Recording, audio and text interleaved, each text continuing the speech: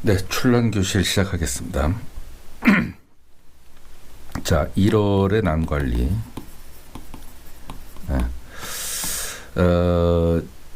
이제 제가 제가 초기에 이 출란교실 할 때도 말씀드렸지만, 난 하시는 분이 너무 이학적으로 어렵게 들어가면 사실 머리 아프거든요. 머리 아프고 어떻게 대처해야 될지 오히려 더 당황스러울 때가 많습니다. 그래서 알기 쉽게 여러분에게 이렇게 전달을 하다 보니까 제가 가급적 그 이학적 용어나 그 이론들을 다 걷어내고 아주 쉽게 접근하는 방식으로 여러분에게 설명을 하고 있다는 말씀을 좀 드리겠습니다. 그러나 유튜브를 저희 것만 보시는 게 아니잖아요. 이제 다른 유튜브들도 보는데 각자 저도 이렇게 유튜브를 보면은 각자 그 채널에서 하는 얘기가 다 달라요. 12월의 난관리, 1월 난관리를 제가 다 비교해봐도 다 다릅니다. 공통적인 분모를 걷어내면 각각 다른 얘기들이 존재한다는 것이에요. 그러면 이제 제가 초심자 입장에서 이렇게 보면은 누구 말이 옳은 거야? 그러면서 얻는 결론은 이거예요. 에이, 저 사람도 저 사람 경험에서 의해서 터득한 거고, 이 사람은 또 이 사람 경험에서 터득한 거고, 나는 참고만 할 뿐이지 내 경험치를 가지고 내 마음대로 하면 돼. 단 참고만 할 뿐이야. 이렇게 이제 결론을 도달하기가 쉽거든요. 그래서 제가 아주 그 개론적인 얘기만 여러분에게 전달을 하고, 좀 더 구체적인 얘기는 여러분이 머리 아프지 않는 선에서 전문가와 인터뷰를 통해서 여러분에게 전달을 해야 되겠다. 이렇게 제가 생각이 들었어요.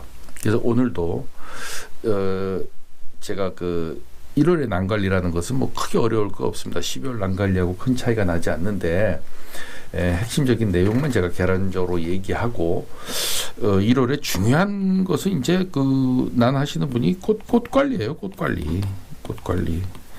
이 꽃 관리는 발색 과정이죠.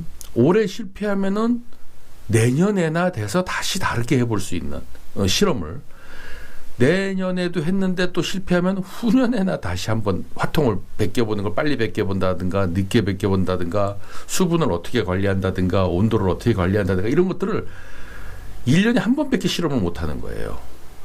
네, 그러다 보니까 굉장히 이게 더뎌요. 터득하는데.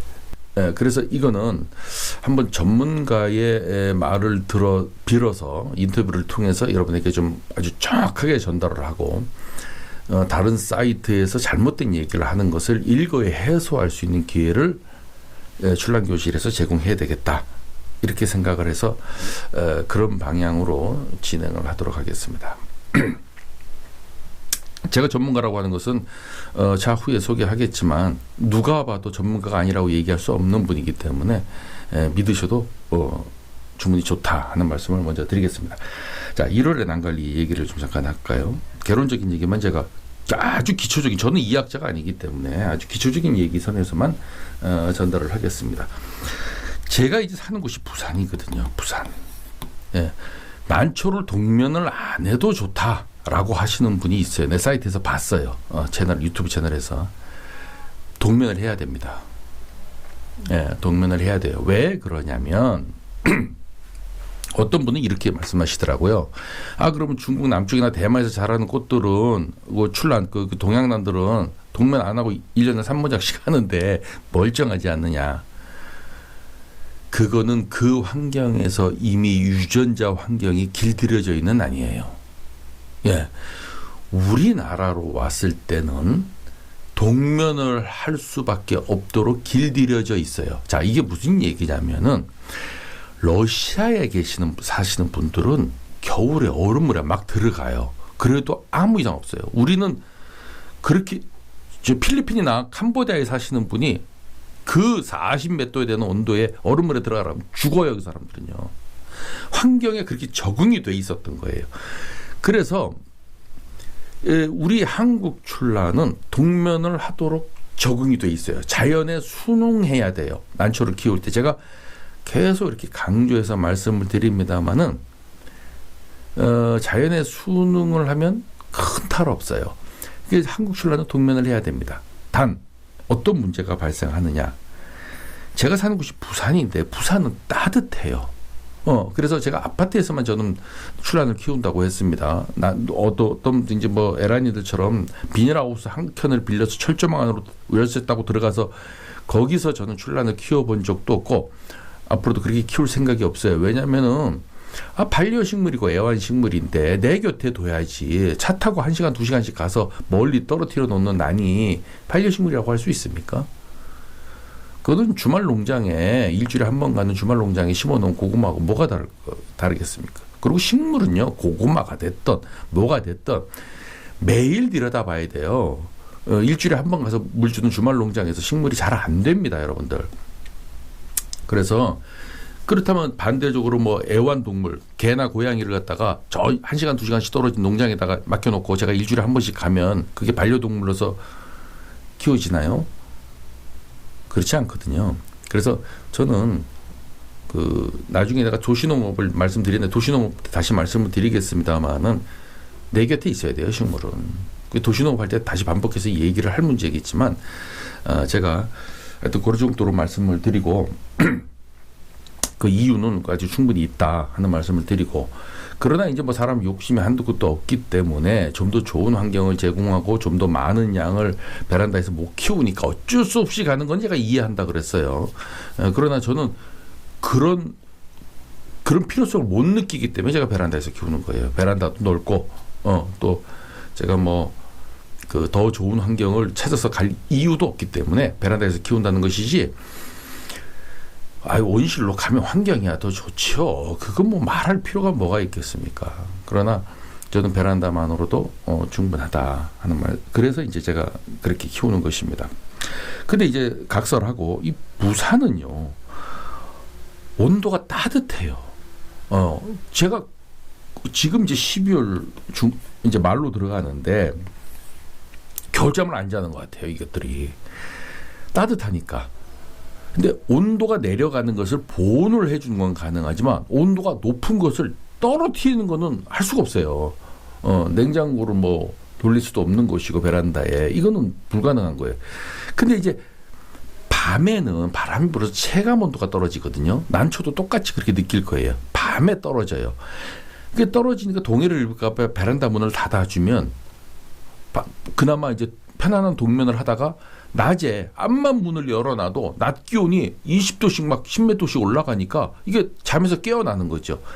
그러니까 밤에 자다 낮에 깼다, 밤에 자다 낮에 깼다, 막 이걸 반복하고 그러다가 한 1월쯤에 한 달간 짧으면 한 보름, 20일 정도 요때 한파가 올 때 주야로 팍 자요.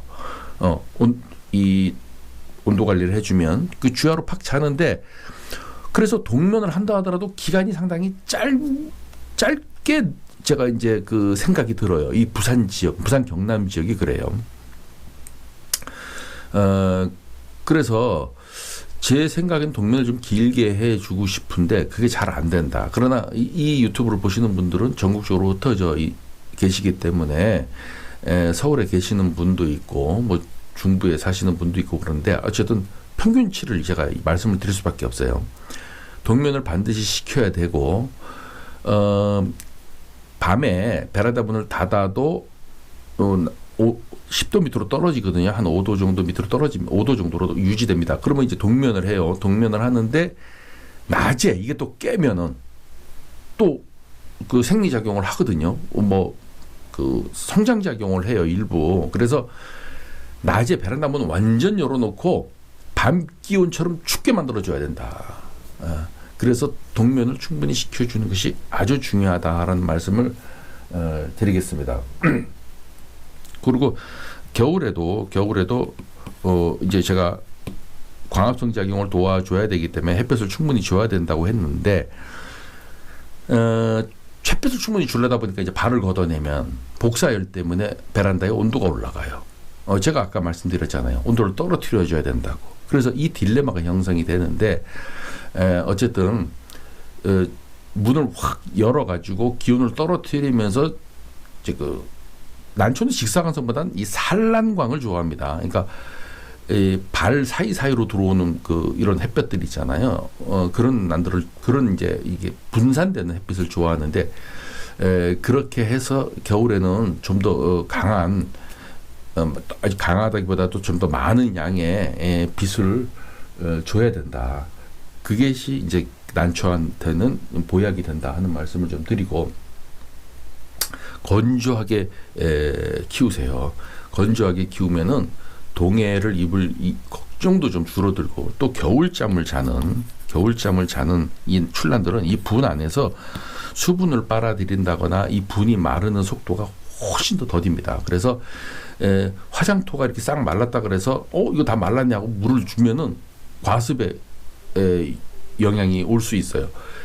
화장토를 제껴내면 그 안에 젖어 있어요. 그런 경우가 상당히 많아요. 그래서 충분히 분토에 마르면은 물을 주되 봄이나 여름처럼 뭐 흠뻑 주지 않으셔도 됩니다. 또 그렇게 안 주는 것이 좋아요. 그냥 그 일반 화초에 물 주듯이 이렇게 슉슉 줘서 밑에 물이 뭐 왕창 내려가도록 그렇게 안 주는 것이 분 안에만 좀 촉촉하게 적셔주는 정도로 이렇게 슬슬 이렇게 주시는 것이 좋다.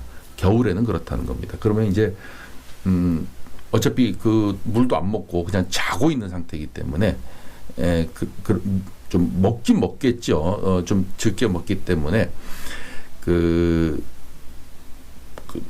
물을 그렇게 많이 자주 안 줘도 난초한테는 아무런 영향이 없다 하는 말씀을 좀 드리겠습니다. 제가 이제 베란다에 낮에 온도가 겨울에도 사만사온 때문에 춥더라도 계속 한 달 내내 추운 게 아니라 어떤 때는 확 날이 풀리면 또 2, 3일 동안 더울 때가 있어요. 그럴 때 이제 어차피 건조하게 키우라고 했으니까 건조하게 키웠는데 낮 온도가 올라가는데 외출 중에 깜빡 잊어먹고 문 닫아놓고 또는 절 열어놓고 이 외출하시는 분들 갔다 오면 주로 이제 고온 건조한 데서 이제 벌레가 생긴다. 벌레가 생기면은 골치 아픈 현상들이 발생한다. 벌레 때문에 골치 아픈 것이 아니라 벌레가 바이러스나 세균을 전파하는 매개체로서 골치 아프다는 겁니다. 그래서 겨울에도 병이 와요, 여러분들. 그래서 살충제를 겨울에 오히려 더 쳐야 돼요. 겨울에 그거 잊지 마시고. 가장 중요한 얘기 빼먹었죠? 여러분이 가장 궁금해하는 얘기. 화통입니다. 화통. 자, 제가 개론적인 얘기만 하고 중요한 얘기는 전문가한테 맡기겠습니다. 진짜 개론적인 얘기. 화통을 씌우면은요, 화통 안에서 이미 색이 발현되는 꽃이 있고 이걸 베껴서 빛을 줘야지만 나오는 색이 있어요. 네. 이것이 이제 카로티노이드 성분과 안토시아닌 성분의 차이인데 꽃의 특성마다 카로티노이드 성분이 발현되는 색화가 있고요. 안토시아닌 색이 발현되는 색화가 따로 있어요. 그래서 이것을 일률적으로 제가 평균적으로 12월 말 되면 화통을 벗기세요 하는 얘기는 햇빛을 받아서 빛을 발현하는 후발 계통의 꽃들을 보편적으로 지칭해서 말씀드린 것이고, 이미 빛을 보지 않았는데도 색을 발현해내는 것들이 있어요. 이 원리는 왜 그러냐면 화통을 씌우면 녹을 차단하거든요. 녹을 차단하면 녹 뒤에 숨어있는 카로티노이드 색상이 발현되는 것이에요. 이게 색이 원래 나오는 것이 아니라 원래 갖고 있었던 거예요. 갖고 있었던 것이 보이는 것 뿐이에요. 그래서 요거는 이제 전문가 얘기를 듣는 것이 훨씬 더 좋을 것 같아요. 제 얘기보다는. 쉽게 얘기해서 이제 우리가 당근을 영어로 캐롯이라고 하나요? 당근이 땅속에 있는데도 빨갛지 않습니까? 그게 이제 대표적인 카로티노이드 성분이죠. 그래서 요거를 화통을 어떻게 베껴서 어떻게 색을 발현해야 되는가라는 원리를 정재동 박사님으로부터 제가 인터뷰를 따왔습니다. 그거 함께 보시면서 오늘 1월 난 관리 요령을 마치도록 할 텐데, 정재동 박사님은 우리나라에 지금 살아계신 분들 중에 에라닌의 1세대입니다, 여러분들. 이분보다 조금 한 0.5세대 앞서가시는 분들은 다 돌아가셨어요. 다 돌아가시고 제가 알고 있는 정보 상식에서는 우리나라 1세대고 한 50년 키우셨으니까요. 초창기 때는 출란을 키우셨던 분들이 아니잖아요. 중국난, 유향종 중국난을 키우셨던 분들이에요. 뭐 노군이라든가 송매라든가. 왜냐면 한국 무향종 출란들은 이건 이 취미계에서 알아주는 그 컬렉션의 대상이 아니었었어요. 그래서 그것부터 시작했던 초창기 멤버들 중에 살아계신 분 중에 몇 안 되는 분이시고, 난초 조직배양으로 이제 박사학위를 받으셨는데, 그래서 우리나라에서 75년도에 조직배양을 시작하셨어요. 그러니까 이게 굉장히 오래되셨죠. 한 50년 가까이 전에 이미 조직배양을 부산에서 시작하셨던 분입니다. 그래서 그리고 또 여러분들 난초 명명하잖아요. 뭐 진주순이, 태극선이니 뭐 명명하는 것을 그 협회를 연합회 그 명명 등록회를 만드셨고 그 전부터 활동을 하셨지만 여러 개 단체를 묶어서 하나의 협회로 탄생하시는데 아주 중심적인 역할을 하셨고, 이분이 뭐 명명한 것만 하더라도 수백 종 정도 되니까 그리고 이제 농학 박사고 경북대학교에서 농대 학장을 지내셨으니까, 자, 이분이 이 정도 이제 네임 밸류로 얘기하시는 분의 얘기가 틀렸다고 하신다면 그거는 문제가 있는 거 아니겠습니까? 이분과 다르게 얘기하시는 그 출란 유튜버가 잘못된 것이죠. 우리는 그렇게 판단을 해야 됩니다. 그래서 평소에 제가 했던 얘기가 맞는 경우도 있고 또 틀린 얘기도 있기 때문에 이 전문가의 얘기를 전하면서 제 출란 알뜰신잡을 마치도록 할 텐데, 그 전달한 내용은 제가 너무 길어서 다 잘라서 여러분에게 시간 되는 대로 차근차근 전달을 다 해드릴 텐데, 오늘은 꽃의 그 세계 발현에 관한 원리, 여러분들이 갖고 계신 꽃은 안토시아닌 성분인지 캐로티노이드 성분인지를 좀 생각해 보시고, 언제 화통을 벗겨야 되는지를 남한테 물어보지 마시고 본인 스스로가 한번 판단해 보시는데 상당히 도움이 되는 영상이니까, 인터뷰니까 한번 정독을 한번 해 주셨으면 감사하다는 말씀을 드리면서 오늘 알뜰신잡은 제 음성은 여기서 마치겠습니다. 지금 이제 꽃 관리해야 될 철이 왔는데 꽃 화통도 벗겨야 되고, 근데 이제 꽃의 발색을 보면 햇빛을 봐야 오는 색이 있고 햇빛을 보지 않아도 화통에서 색이 오는 꽃이 있어요. 얼핏 듣기로는 그게 안토시아닌이냐 뭐 베타카로틴이냐 뭐 이렇게 하는데 그 어떤 차이가 있는 겁니까? 지금 그죠? 녹색이 있죠. 클로로필. 그 다음에 엽황소, 카로티노이드 있죠. 그 다음에 안토시아닌 있죠. 그렇죠? 이 엽록소하고 카로티노이드는 한 곳이 있어요. 클로로플라스트, 엽록체 안에 있어요. 카로티노이드하고 엽록체 안에 있고, 안토시아닌은 액포 안에 있어요. 세포의 액포 안에 축적이 돼요. 축적이 되는데, 안토시아닌 제쳐놓고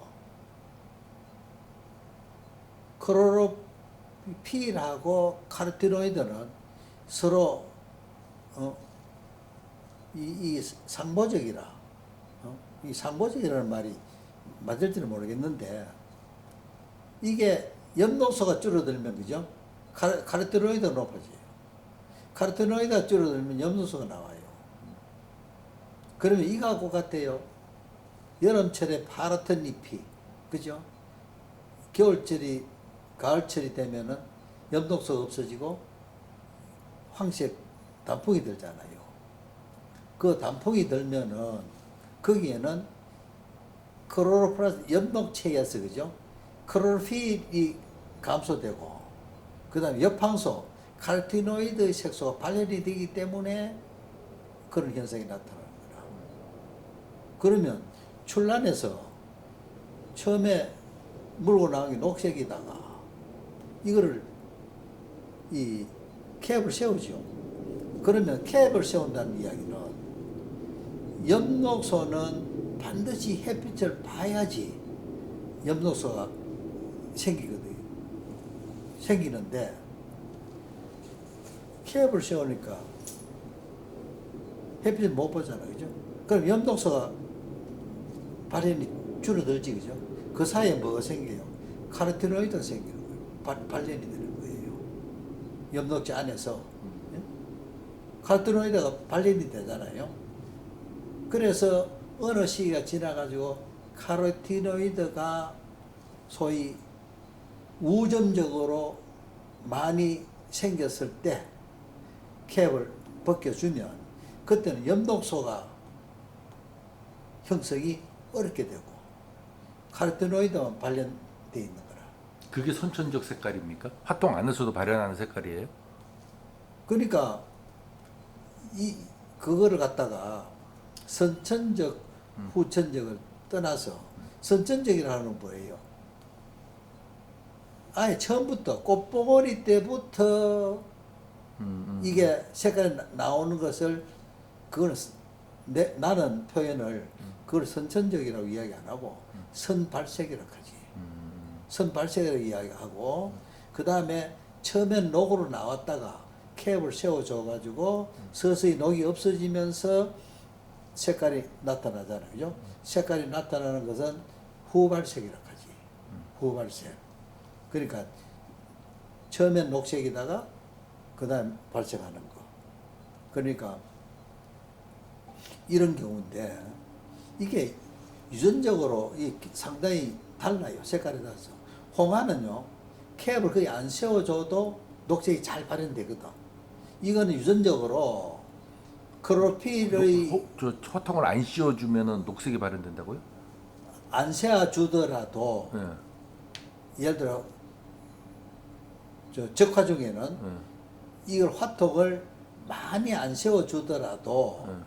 발현이 잘 되는 게 있거든, 그죠? 적색이? 이 적색이 예. 이거는 유전적으로 적색을 발현하는 유전자의 소위 활성이 강한 거예요. 그러니까 녹색이 생기질 못하죠. 못 하는데 이게 크로로필에서 그죠? 녹색이 생기느냐, 적색이 생기느냐, 카로티노이드도 황색부터 시작해가지고 적색까지 있으니까. 그리고 안토시아닌은 이 적색이고. 그런데 그런 게 있는 반면에 황화 같은 거는요, 이게 녹색이 들어가기가 상당히 쉬운 경우가 있다고. 그래서 이거는 처음부터 시작해가지고 화통을 오래 씌워줘야지 황화 발색이 잘 되는 경우가 있어. 그리고 이거는 사실 카로티노이드 발현 색소가 약한 거라, 밀리는 거라. 크로필 발현 색소에 비해서 햇빛을 봐버리면 밀리버리는 거라.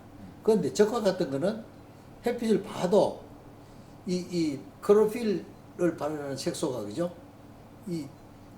줄어 있고, 그다음 오히려 카로티노이드를 발현하는 색소가 우점적으로 작용을 하는 거예요.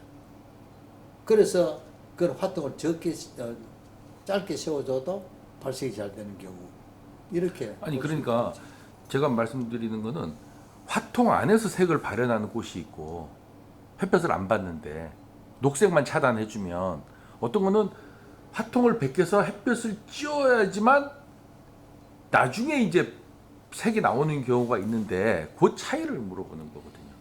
그거요, 이래 봐야 돼요. 화통을 세웠잖아요. 예. 그럼 아까 이야기했잖아. 크로로필은 의해야 돼요. 햇빛을 봐야 되죠. 그죠? 햇빛을 봐야지 이 색이 나타나잖아. 그런데 햇빛을 못 보게 하는 것은 크로로필 생성을 못하게 하는 거거든. 그죠? 그러면 화통 안에서 이게 색이 나타나죠. 응? 색이 나타나잖아요. 예. 나타나는데 아까 이야기하는 거 뭐냐면 내가 적화를 이야기했어. 그 예예요. 그 비슷한 게 뭔가 하면 이거는 화통을 적게 세워줘도, 그죠? 적게 세워줘도 색깔이 잘 난다는 이야기는 뭔가 하면 벗겼잖아. 그런데 색이, 그죠? 햇빛을 보니까 점점 더 붉은색이 잘 나오잖아요. 네, 진해지는 이건 뭔가 하면 거기에 소위 카로티노이드를 발현하는 유전자의 활성이 상대적으로 클로로필을 발현하는 그 유전자의 활성보다 높다는 이야기야. 높으니까 햇빛을 보면 볼수록 오히려 이거는 엽록소 발현 색소보다 카로티노이드 색소 발현이 우세하게 나타나 버리니까 햇빛을 보면 볼수록 더 붉게 되는 거예요. 그러면서 이거 클로로필이 발생 안 하는 건 아니라 합성은 되는데 상대적으로 밀리니까 붉게 가는 거지. 그러니까 햇볕을 다 봐야 된다는 말씀이군요. 그런 경우는 햇빛을 보여주는 게, 그죠? 훨씬 더 발현이 좋아지지. 그럼 화통수에서 햇볕을 안 보여줬는데 색이 나오는 건 어떻게 되는 겁니까? 그거는 내가 이야기하잖아. 클로로플라스트 내에 카로티노이드하고 클로로필을 그 색소가 같이 있다니까. 그 같이 햇볕을 안 있는데, 봐도 발현이 같이 된다. 있는데 예. 햇빛을 안 보여주면 녹색은 어디 되겠어요? 안 나오죠. 안 나오지요. 예. 카로티노이드 색소는 나와있지 햇빛하고 관계없으니까. 예. 그러니까 화통 안에서도 이게 발현이 되지. 그걸 이제 특히 카로티노이드라고 한다는 거죠. 그렇죠. 황화가 그런 예잖아. 안토시아닌은 반드시 색을 봐야 되는 거고 햇빛을. 안토시아닌은 지금 내가 아직 설명을 안 했다고. 예. 그거는 액포 내에 들어있어요. 안토시아닌 색소는요, 자화에 주로 들어있어요. 예? 나머지 꽃은 대부분 클로로플라스트 내에 들어있는 카로티노이드 계열이에요. 백색은 또 다르고, 이게 플라보노이드고. 그러니까 그거를 구분해. 안토시아닌은 이 액포에 들어간다고 했잖아요. 그죠? 자화가 그래요. 자화의 표피세포의 한 층 있죠. 바깥층. 그 안에 한 층. 요게 완전히 안토시아닌 색소로 된 소위 표피세포예요. 그 안에 뭐 들어있어요?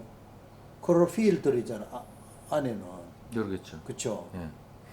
그러니까 자화를 캡을 갖다가 오래 세워버리면 뭐가 돼요? 붉은 접근화가 된다고. 그 왜 그러냐면 그 클로로필이 형성이 안 됐거든. 그렇겠죠. 그러니까 빨간 거만 이렇게 줄줄 나타난단 말이야. 그럼 자화는 어떻게 해야 돼요? 화통을 빨리 벗겨야 되겠네. 그렇지. 초기에 좀 세웠다가 그 다음에